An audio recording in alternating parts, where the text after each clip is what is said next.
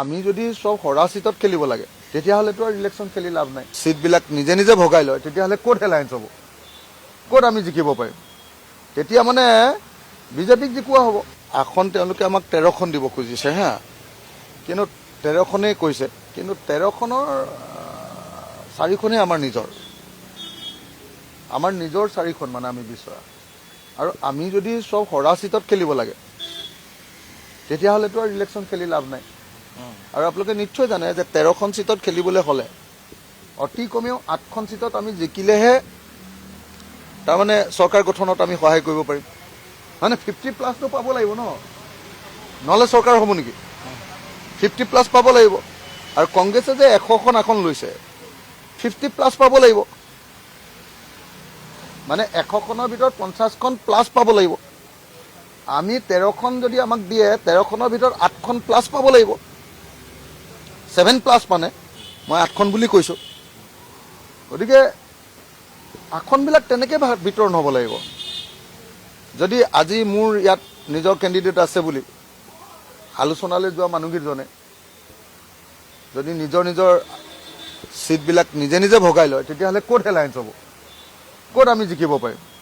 তেতিয়া মানে বিজেপিক জিকোৱা হ'ব। কথাটো প্ৰব্লেমটো সেইটোত। প্ৰব্লেমটো হ'ল যে গৌৰৱ গগৈ পৰ্যায়লৈ এতিয়া যোৱাগেই নাই নহয়। আগতে গৌৰৱ গগৈ পৰ্যায়ত যিখিনি কথা পাতিছিলোঁ তাৰপিছত আকৌ অনানুষ্ঠানিকভাৱে কিছুমান কথা পাতিলোঁ, সেইবিলাক বস্তু চব লিষ্টত ইনক্লুড হ'ল। গৌৰৱ গগৈ মোক ক'লে যে 85% হৈ গ'ল, অলপ কিবা কিবি আছে কথা পাতি লওঁ।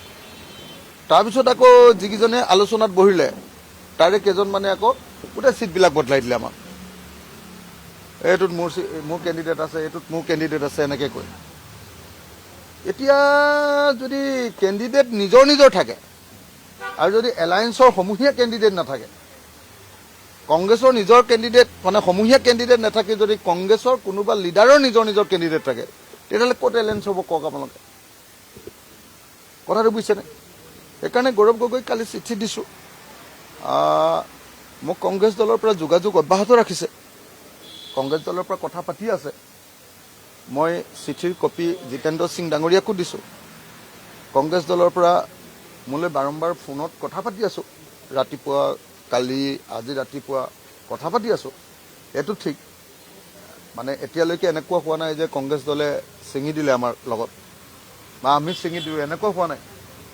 কিন্তু যিধৰণে যিটো এপ্ৰ'চ লৈছে আৰু যি লেহেমীয়া গতিত হৈছে এইটো গতিতটো আমি নোৱাৰোঁ ন। আজি সিদ্ধান্ত হ'ব, সিদ্ধান্ত হোৱাৰ পাছতো আকৌ নিশ্চয় কংগ্ৰেছৰ লগত কথা হ'ব ন। এনেকুৱাতো নহয় যে এইখন মিটিঙত আমি শেষ কৰি থৈ আহিলোঁ, এইখন মিটিঙত আমুককেইটা হ'লে হ'ব, তামুককেইটা নহ'লে নহ'ব, তেনেকুৱা ধৰণৰে হ'ব। বিৰোধী দলসমূহৰ মাজতে যদি এই ধৰণৰ একতা নাথাকে তেতিয়া ৰাইজক আপোনালোকে কি ধৰণে আশ্বস্ত কৰিব? ৰাইজেতো এতিয়া নহয়, বিৰোধী দলবিলাকৰ মাজত আমাৰ একতা আছে। 6টা বিৰোধী দলে একেলগতে বহিয়ে আছোঁ।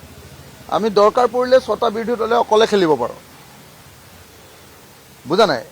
এতিয়া ডাঙৰ বিৰোধী দল হিচাপে আগতে ব্লক কৰি লৈছে 100টা চিট ব্লক কৰি লৈ 26টাতো যদি বাৰ্গেনিং কৰি থাকে আপুনি কেনেকৈ 100টা চিট আপোনাৰ ব্লক কৰি ল'লে 3G খেলিম বুলি, হয়নে? 3G খেলি লৈ যদি তাৰপিছত আকৌ 26টাতো আমাক যদি কৈ থাকে যে নাই এইটোত নহ'ব, এইটোহে হ'ব, এইটোত নহ'ব, এইটোত আমাৰ নিজৰ কি কয় মোৰ নিজৰ কেণ্ডিডেট আছে, ব্যক্তিগত কেণ্ডিডেট এসোপা জাপি থাকে, ক'ৰ পৰা মিলিব কওক? আমাক যে 15টা, আমাকতো 15খন আসন লাগিব। 1 নম্বৰ, এই 15খন আসন আমাৰ চইচত দিব লাগিব ন। মাত্ৰ 15খনহে লৈছোঁ। অসমততো 15খন আসন নাই, অসমততো 126খন আসন আছে।